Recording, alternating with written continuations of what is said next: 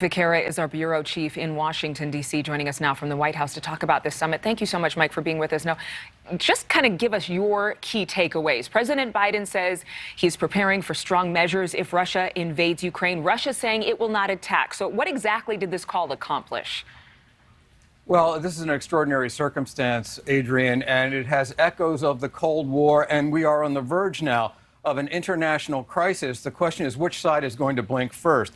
The context here, of course, Vladimir Putin's Russian military building up their forces just east of Ukraine on Russian territory, said to be about 100,000 strong now, heading towards about 170,000. U.S. intelligence says that those forces are positioning with fuel lines and resupply depots and the like for a long haul and a possible invasion to extend into eastern Ukraine. Remember, this is a disputed area now that Russian sympathizers and Russian irregulars, in other words, not the Russian military, has occupied in what Russia, in typical fashion, has instituted sort of a frozen conflict there. This has been going on for years, but now the White House really putting it all on the line very publicly. You heard Jake Sullivan, the National Security Advisor, say he's not saber-rattling, and yet they are making very clear what the consequences would be for Vladimir Putin and Russia if he were to go forward with an invasion. And those include arming NATO allies on Russia's eastern flank, like the Baltic nations of Latvia, Lithuania, and Estonia. Romania was specifically mentioned as well. Arming Ukraine. We do send arms to Ukraine now. That would step up as well. And crippling economic sanctions. And what's interesting about this is Sullivan said, remember back in 2014, 7 years ago, when Russia invaded and still occupies Crimea, the peninsula in southern Ukraine.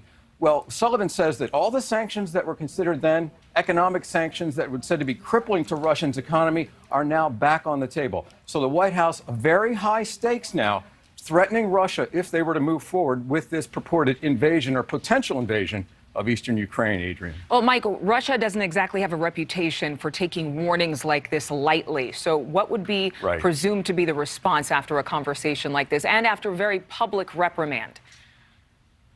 Well, that's right. And Russia points out, and Vladimir Putin has pointed out, first of all, they don't want Ukraine joining NATO. Of course, NATO was formed and still exists to be a counterpoint, a military bulwark against any Russian aggression in Eastern Europe or in Western Europe, for that matter.